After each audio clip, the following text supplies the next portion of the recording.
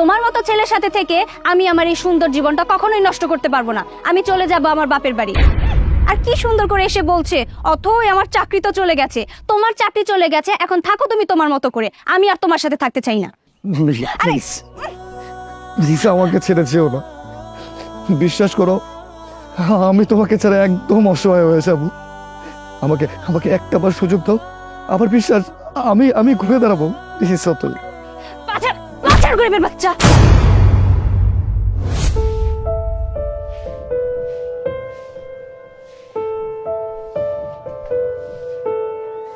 কি ব্যাপার জন, তুমি আজকে অসময় অফিস থেকে চলে এলে যে?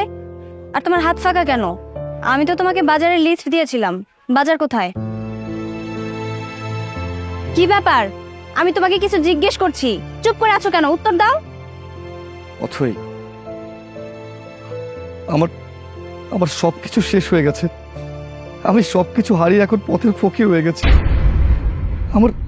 আমার চাকরিটা চলে গেছে অথই। এখন আমি কি করবো, আমি কোনো কিছু বুঝতে পারছি না। আমি ব্যাংক লোন করে জমিটা নিয়েছি, সেই টাকা পরিশোধ করতে যদি না পাই তাহলে এখন আমাকে পুলিশে ধরে নিয়ে যাবে। আমি জাস্ট বুঝতে পারছি না আমি কি করবো, কোথায় যাব, কিভাবে এই সংসারটা চালাবো। মানে এসব তুমি কি বলছো? আমি তো কিছুই বুঝতে পারছি না। হ্যাঁ অথই, আমি যা বলছি সত্যি কথা বলছি। আমাদের মালিক নাকি অনেক টাকা লস খেয়েছে, আর যার কারণে কোম্পানি থেকে লোক রিজেক্ট করতেছে।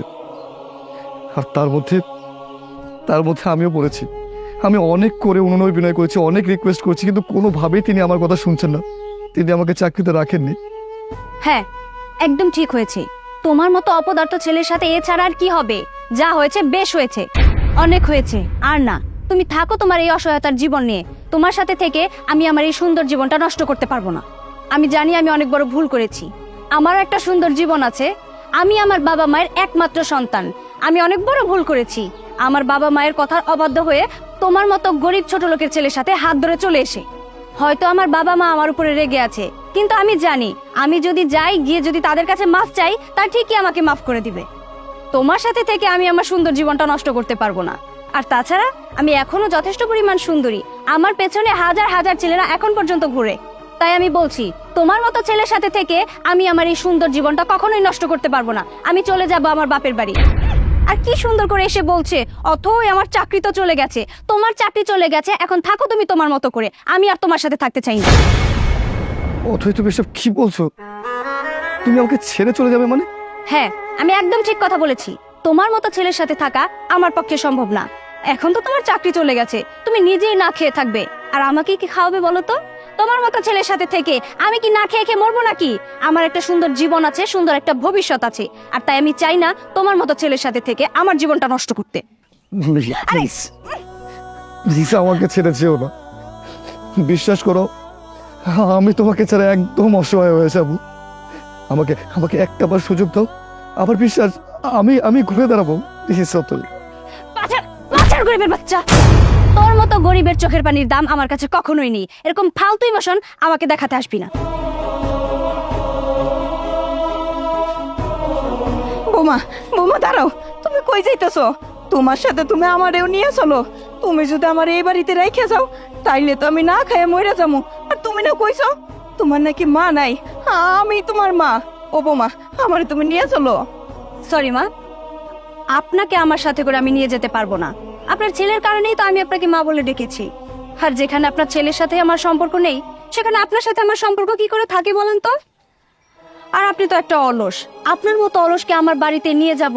আর তাছাড়া আপনি তো আমার বাড়ির কাজের বউ হওয়ার যোগ্যতা রাখেন না। আর আপনি তো একটা কালসাপ। যার খান তার পেছনে বদনাম করেন। জেনে শুনে একটা কালসাপকে আমি আমার সাথে নিয়ে যাব? কখনোই না। সরি, আপনার মতো মহিলাকে আমি আমার সাথে নিয়ে যেতে পারবো না। বোমা,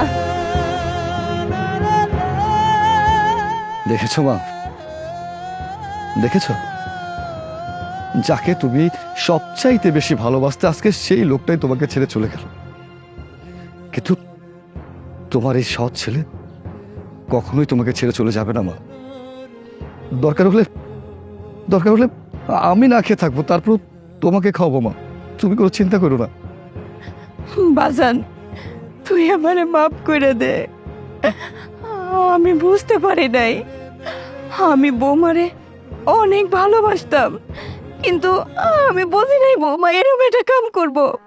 অথচ তুই আমার পোলা, সৎ পোলা মনে কইরা আমি তোর পিছনে মানুষের কাছে তোর নামে কত বদনাম করছি, কত খারাপ খারাপ কথা কইছি।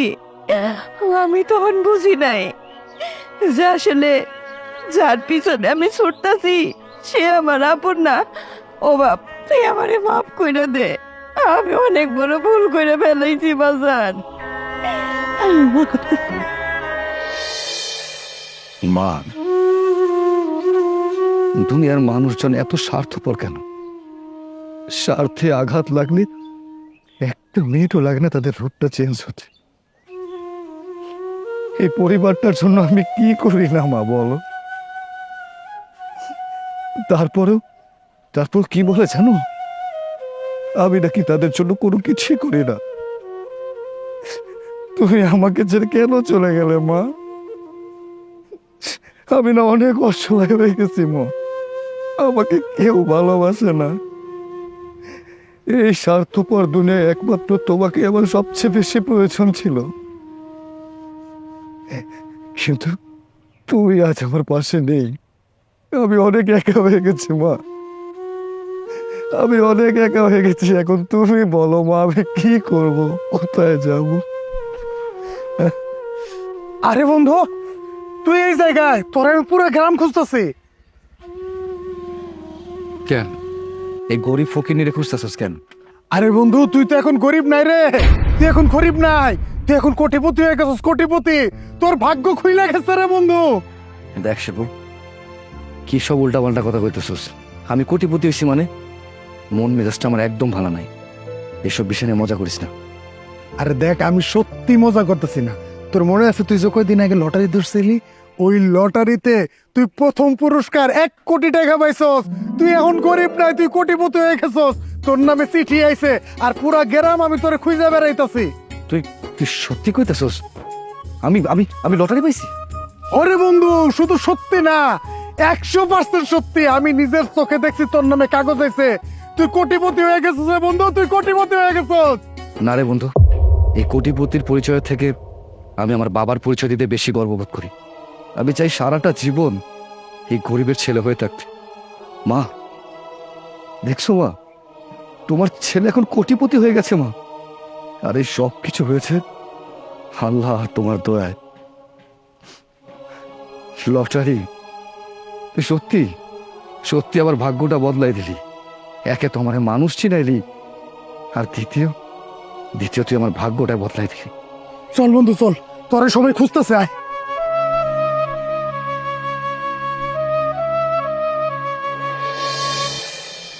মা, ও তো ওই কই রে মা তুই? কি ব্যাপার বাবা, তুমি এমন ভাবে ডাকছো যেন বাড়িতে ডাকাত পড়েছে? কিছু হয়েছে কি? আরে কি হয়েছে মানে, কি হয় নাই সেটা কো।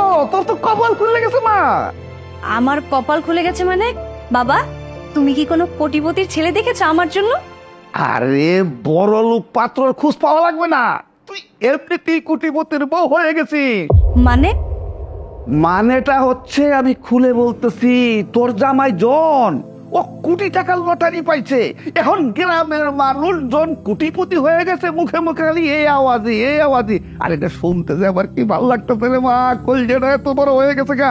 শোন, আর দেরি করা যাবো না, কাপড় চোপড় সব ব্যক্তি বস্কা বান, তাড়াতাড়ি তোর জনের কাছে নিয়ে যাবো। এই সুযোগটা তারা দেবো না। কিন্তু বাবা, আমি তো জনের সাথে অনেক খারাপ আচরণ করে তারপর ওই বাড়ি থেকে চলে এসেছি। আর সবচেয়ে বড় কথা, আমি তো ডিভোর্স লেটার ওকে পাঠিয়ে দিয়েছি। তো জন কি আমাকে এখন ক্ষমা করবে? আরে মা, আমি আছি তো, আমি থাকতে তুই এত চিন্তা করিস কেন? চল আমার সাথে, আয়। চলো।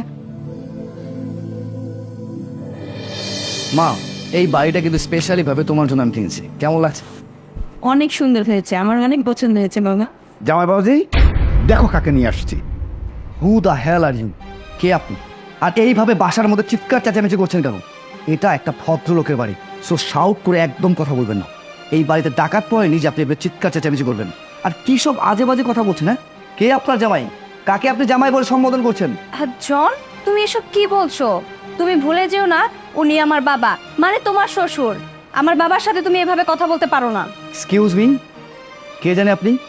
আমি তো আপনাকেই ঠিক চিনতে পারলাম না। আর কে আপনার বাবা আর কে আমার শ্বশুর, এসব কি বলছেন? মাথা ঠিক আছে আপনার? শুনুন, আপনি এই বাড়ি থেকে এখন আসতে পারেন, যান। শোন, তুমি এসব আবল তাবল কথা কি বলছো বলো তো? তুমি ভালো করে দেখো, তুমি আমাকে চিনতে পারছো না? আমি তোমার বউ অথই। কি বললেন আপনি? বউ ছিলেন, এখন আপনি আমার বউ নেই। আপনি কি ভুলে গিয়েছেন আপনি যে আমাকে ডিভোর্স পেপারে সিগনেচার করে পাঠিয়ে দিয়েছেন যাতে করে আপনাকে আমি একটু রিকোয়েস্ট পর্যন্ত না করতে পারি, আর আপনি সেই ব্যবস্থাই করেছিলেন। আর শুনুন, আমি না খুব ভালো মতো জানতাম যে আমি যখন কোটিপতি হব বা আমার লটারি লেগেছে কথা আপনি জানতে পারবেন, তখন আপনি সুরসুর করে আসবেন, কারণ আপনি একটা লোভী আর আপনার পুরো বংশটাই হচ্ছে লোভী খানদান। আমি না খুব ভালো মতোই জানতাম যে আপনারা আবার আসবেন, তাই আগে ভাগেই আপনার দেওয়ার ডিভোর্স পেপারটা আমি সিগনেচার করে রেখেছি। খুব শীঘ্রই আপনি সেটা হাতেও পেয়ে যাবেন, কারণ অলরেডি সেটা আমি কুরিয়ার করে ফেলেছি। আর যখন আপনি সেটা হাতে পাবেন তখন আপনি স্পষ্টভাবে বুঝতে পারবেন যে আপনার আমার উপরে কোনো অধিকার নেই। Got it? জামাই বাবাজি, তুমি ওর প্রতি রাগ করো না। সে রাগের মাথায় একটা ভুল করেই ফেলেছে, আর সে তার ভুল বুঝতে পেরেছে বলেই তো তোমার কাছে ফিরে এসেছে। তুমি তাকে ফিরিয়ে দিও না প্লিজ। হাসালেন এক্স শ্বশুর আব্বা। শুনুন, আপনাকে একটা কথা বলি, আপনার মেয়ে এখন ভুল বুঝতে পেরেছে, রাইট? কিন্তু যখন আমার কাছে কোনো টাকা পয়সা ছিল না, যখন আমি নিঃস্ব ছিলাম, তখন আপনার মেয়ে সেই ভুলটা বুঝতে পারেনি। ও আচ্ছা, এখন আপনার মেয়ে ভুল বুঝতে পারছে, এটার কারণ হচ্ছে আমি কোটিপতি, এখন আমার কাছে অনেক টাকা আছে, এই জন্য আপনার মেয়ে ভুলটা বুঝতে পারছে, আর আপনি তার সাপাই গাইছেন। শুনুন, এইসব রং তামাশা আর এসব নাটক বন্ধ করুন। আপনার যেটা লোভী সেটা আমি খুব ভালো মতো বুঝতে পেরেছি। আর একটা কথা ভালো মতো শুনে রাখুন, যখন আমার বিপদের সময় কেউ আমার পাশে ছিল না, আমার সুসময় যে তাদেরকে আমি আমার পাশে রাখবো, সেটা আপনি ভাবলেন কি করে? খুব ভালোই বলছি, চুপচাপ এই বাসা থেকে বের হয়ে যান। আপনাদের মতো লোভী মানুষের এই বাসায় কোনো জায়গা নেই। যান এখান থেকে, যান। ঠিক আছে, চল মা। বাবা, এইভাবে তাড়িয়ে দেওয়াটা কি ঠিক হলো? মা, আমি যা করেছি একদম ঠিক কাজ করেছি। যেমন কুকুর তেমন মুগুরটাই পেয়েছে না।